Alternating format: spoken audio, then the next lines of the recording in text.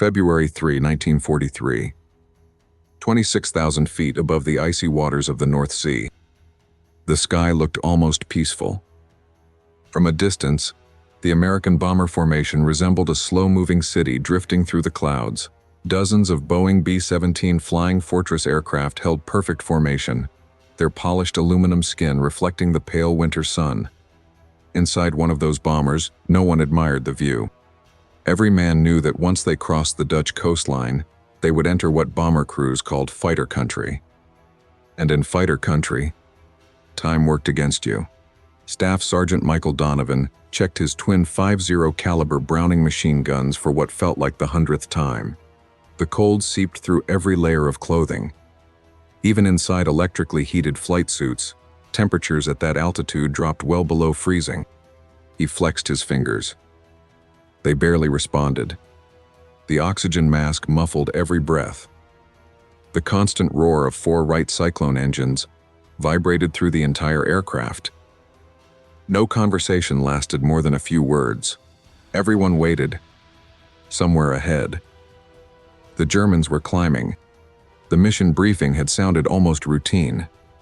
A strategic bombing raid against industrial targets deep inside occupied Europe. Heavy escort fighters could protect the bombers only for part of the journey. Beyond that point, the bombers would be alone. Veteran crews understood exactly what that meant. The Luftwaffe had perfected the art of intercepting American bomber streams. They didn't attack randomly. Every maneuver had been studied. Every approach calculated. German fighter pilots knew the bombers' strengths. They also knew their weaknesses. A lone B-17 was difficult to kill. A formation of dozens was even worse. The overlapping machine gun fire created enormous danger, so German pilots rarely attacked from the sides.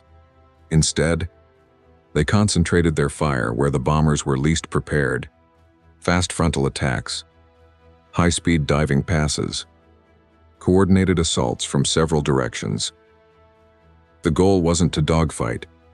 It was to strike, disappear, then strike again. Donovan had seen what those attacks could do. Only weeks earlier, another bomber from his squadron had returned with nearly half its tail missing. A waist gunner had frozen to death after cannon shells ripped open the fuselage. Another crew never returned at all. No parachutes, no distress calls, only empty chairs during the next morning's briefing.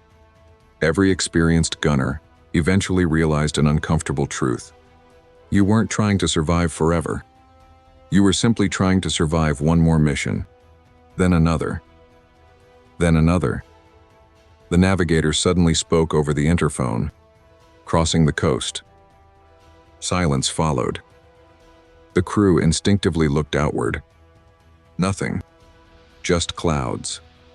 Then, the tail gunner's voice exploded through the headset. Bandits, 12 o'clock high. Everyone snapped toward the front. Tiny black dots.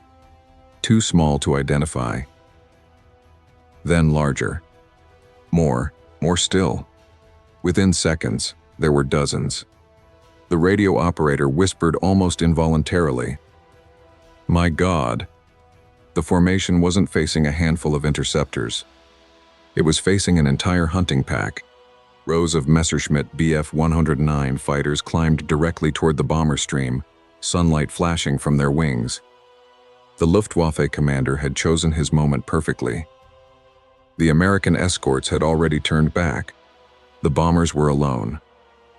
Inside Donovan's aircraft, training immediately replaced fear.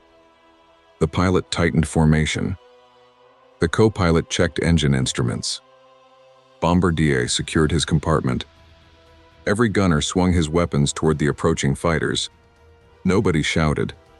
Nobody panicked. There wasn't time. The first German attack developed exactly as expected. They didn't weave.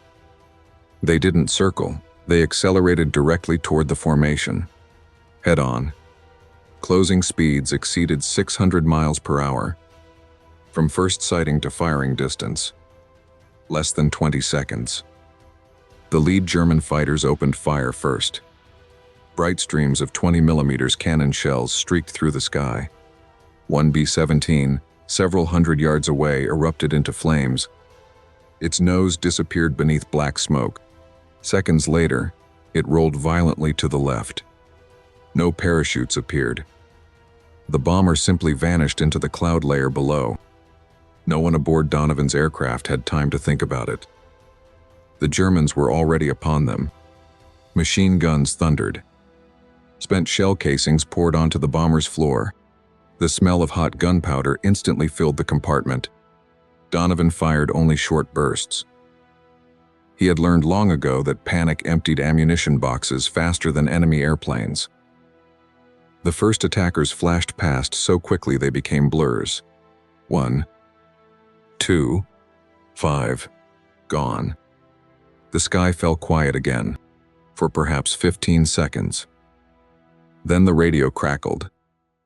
They're forming up again. Most bomber crews believed surviving meant shooting down fighters. Donovan wasn't so sure. During previous missions, he had noticed something unusual. German pilots almost never attacked individually. They attacked together, like wolves.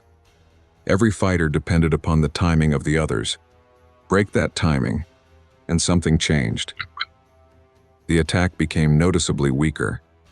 It was only an observation, not a doctrine, certainly not something taught in training manuals. But Donovan couldn't stop thinking about it. The second wave approached. Larger, even faster. This time the Bf-109s divided into separate groups before reaching firing range. Classic Luftwaffe tactics.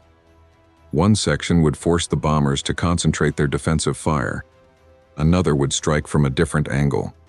Simple, effective, deadly. Donovan watched carefully, not at the nearest fighter, but at the space between them. His eyes followed the invisible rhythm holding the German attack together. Then, an idea formed. Dangerous, possibly insane. If it failed, he would waste precious ammunition. If it worked, it might force every attacking fighter to react at the wrong moment. He reached for the interphone. "I've got an idea." The pilot answered immediately. "It better be a good one." Donovan never took his eyes off the incoming formation. "Trust me." The Bf-109s continued accelerating. Their guns would open fire in less than 10 seconds. Inside the bomber, every man waited. None of them realized that the next decision would change not only the outcome of the battle, but the way American bomber gunners thought about defending an entire formation. February 3, 1943. 26,000 feet above occupied Europe. The German fighters continued closing at terrifying speed. Inside the Boeing B-17 Flying Fortress, Staff Sergeant Michael Donovan ignored the aircraft coming directly toward him. Instead, he watched the empty space between them. Every Messerschmitt Bf-109 was flying according to a carefully rehearsed plan. The lead section would force the bomber gunners to open fire early. The following fighters would exploit the brief hesitation while the American machine guns recovered from recoil and adjusted their aim. It was almost like watching gears inside a giant clock. Each pilot trusted the others to arrive at exactly the right second. That precision made the Luftwaffe so deadly. But Donovan wondered something. What if those gears suddenly stopped turning together? What if one pilot believed he was about to collide with another? He leaned toward the interphone. "When I fire, don't follow my target." The pilot frowned. "What? I'm not shooting airplanes." There wasn't time to explain. The Germans were only seconds away. The lead fighters opened fire. 20mm cannon shells slashed through the sky. One American bomber ahead exploded as rounds ripped through its fuel tanks. A wing separated. The massive aircraft rolled slowly before disappearing beneath the clouds. No one inside Donovan's fortress reacted. There was no time. Another formation of Bf-109s, was already charging directly toward them. The closing speed was unbelievable. At 600 miles per hour, a single mistake lasted less than a heartbeat. Every gunner naturally aimed at the closest fighter. Donovan didn't. He swung both Brownings several feet ahead, toward empty sky. The waist gunner beside him stared in confusion. "You're missing." Donovan squeezed both triggers. Twin streams of tracer rounds crossed directly through the narrow gap separating the lead German fighters. Not at them. Between them. For an instant. Nothing happened. Then, exactly what Donovan had hoped. The lead Bf-109 jerked violently to avoid what its pilot believed would become a deadly collision with concentrated machine gun fire. The second fighter reacted immediately. Then the third. Within less than 2 seconds. The beautifully coordinated German attack dissolved into a chain reaction of evasive maneuvers. The Americans noticed it immediately. Instead of receiving one perfectly synchronized frontal assault, the fighters suddenly arrived individually. Some too early, others too late. A few crossed directly into each other's firing lanes. The defensive guns of the bomber formation no longer had to engage 20 aircraft simultaneously. Now, each gunner could concentrate on isolated targets. The pilot shouted through the headset. "They're breaking formation." Donovan answered calmly. "Keep steady." That was the hardest part. Every instinct told bomber pilots to dodge incoming fighters. Veterans knew better. A bomber that turned unpredictably destroyed the firing solutions of every friendly gunner around it. Formation was life. The fortress remained exactly where it belonged. Its machine guns continued firing. Only now, the targets made mistakes. A Bf-109 drifted directly across the nose of another German fighter.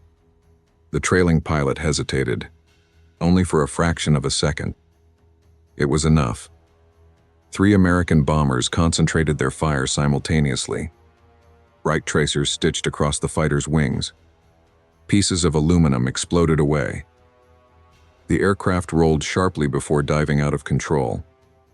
Another German pilot attempted to recover the original attack pattern.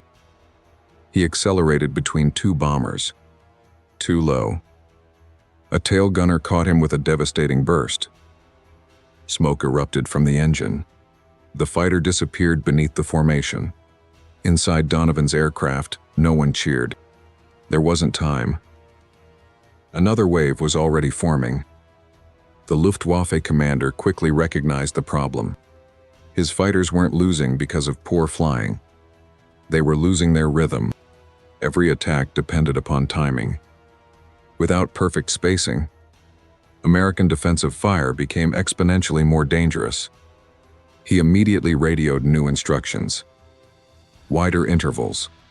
Do not bunch together. But radio commands at closing speeds of hundreds of miles per hour often arrived too late. Pilots were already committed. Some heard the order. Others didn't. Several misunderstood entirely. The next attack proved even more chaotic than the first. Donovan repeated exactly the same tactic. Again. He ignored the fighters. Again. He fired into the empty space that connected them. The German pilots instinctively reacted. No fighter pilot willingly flew through converging streams of heavy-caliber tracers if another path existed. Small corrections became larger corrections. Formation spacing disappeared. The carefully synchronized assault collapsed again.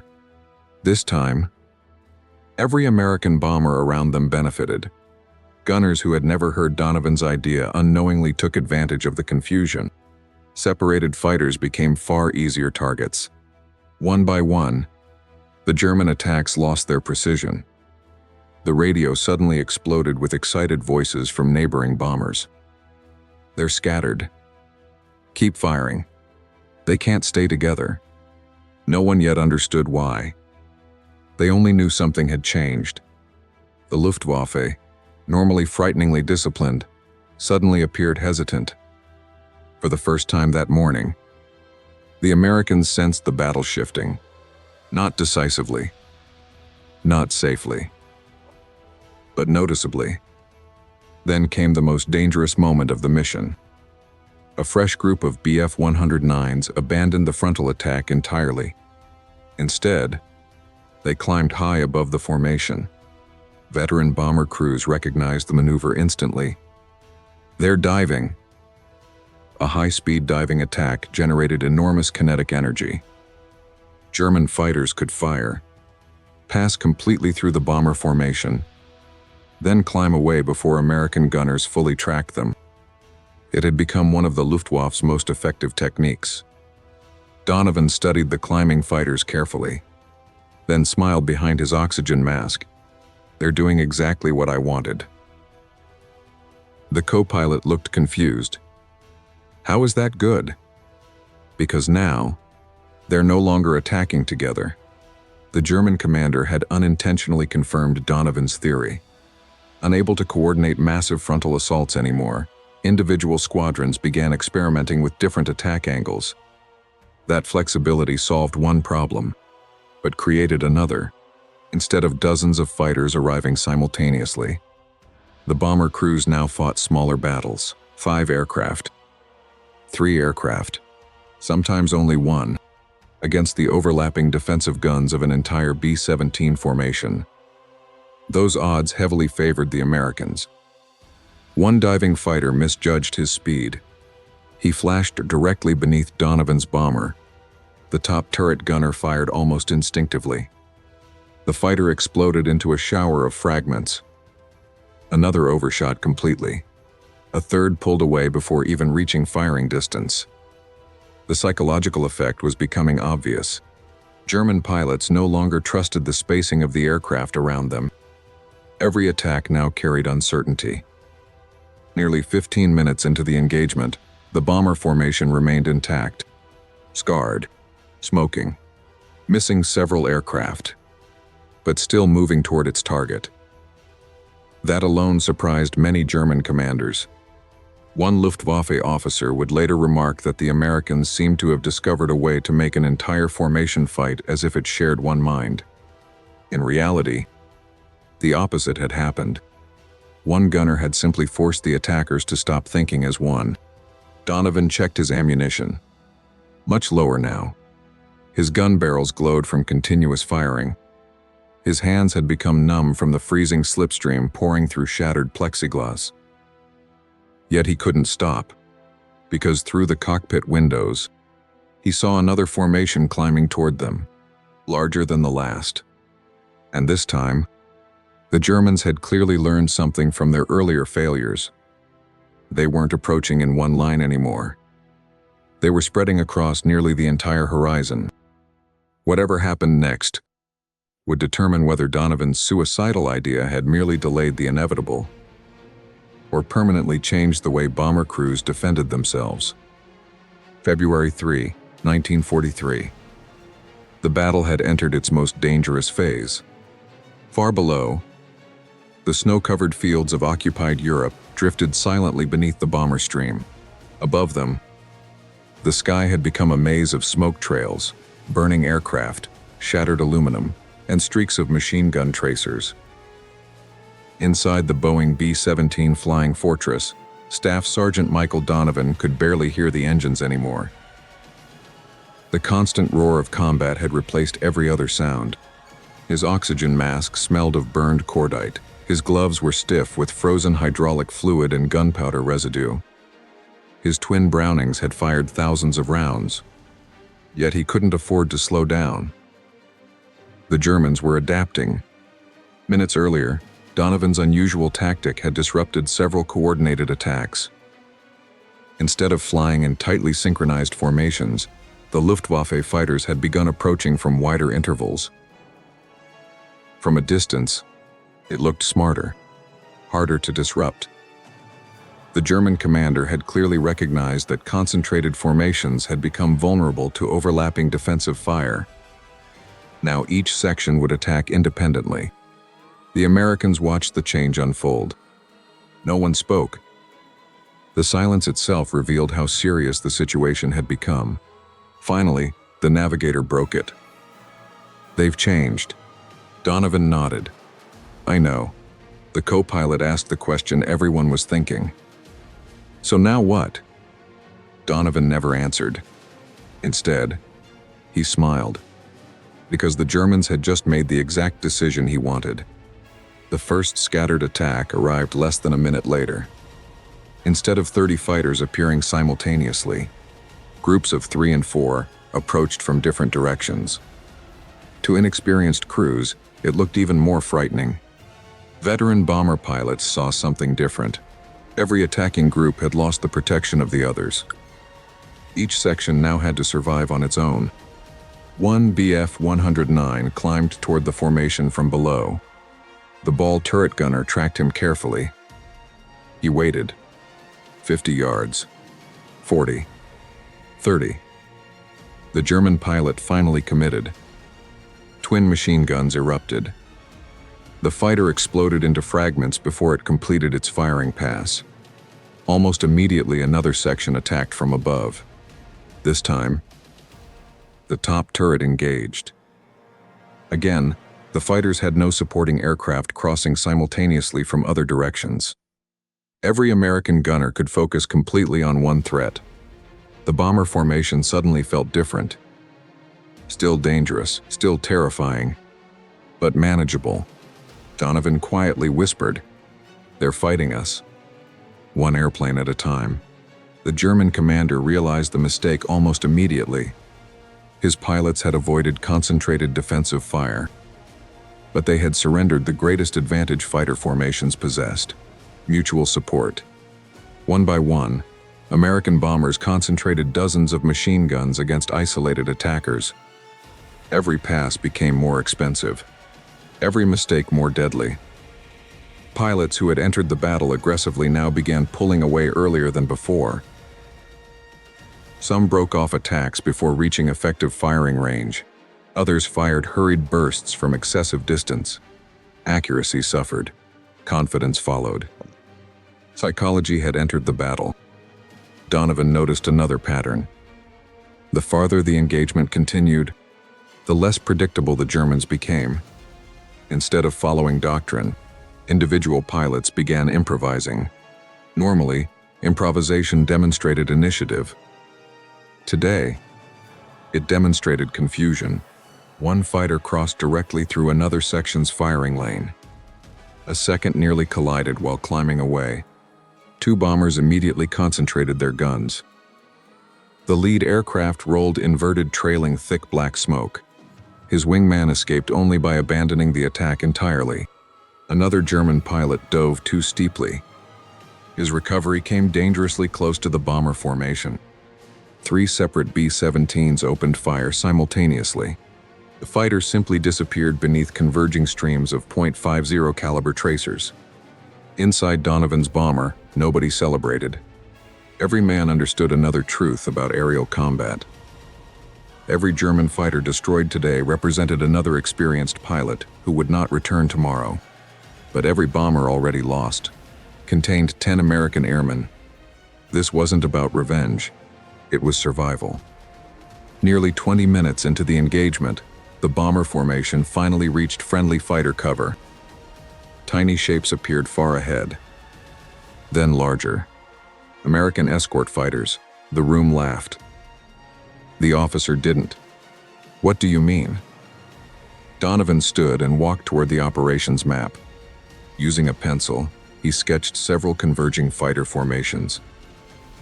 Then he drew a series of machine gun bursts not toward individual airplanes, but through the gaps connecting them. If they think they'll collide, they stop trusting their spacing. Silence filled the room. Several experienced pilots leaned closer. An instructor quietly nodded. It made sense. The purpose wasn't necessarily to destroy one fighter. It was to destroy the attack. Whether because of one gunner's insight or the broader accumulation of combat experience, American bomber tactics continued evolving throughout the air war over Europe. Crews learned to think collectively, to overlap fields of fire, to defend the formation rather than chase individual victories. veterans understood something new recruits often missed. A bomber formation wasn't merely dozens of airplanes flying together. It was one enormous defensive weapon. Every aircraft protected the next. Every gunner defended men he would never meet. Every disciplined decision increased the odds that someone else's crew would make it home. Years later, historians would study the daylight bombing campaign over Europe in remarkable detail. They would analyze engines, armor, formation spacing, escort fighters, radar, production numbers. But many veterans remembered a simpler lesson. Victory in the air didn't always belong to the faster airplane or the better pilot. Sometimes, it belonged to the crew that remained disciplined while everyone else surrendered to chaos. Because in aerial warfare, the first formation to stop thinking as one usually became the first formation to fall.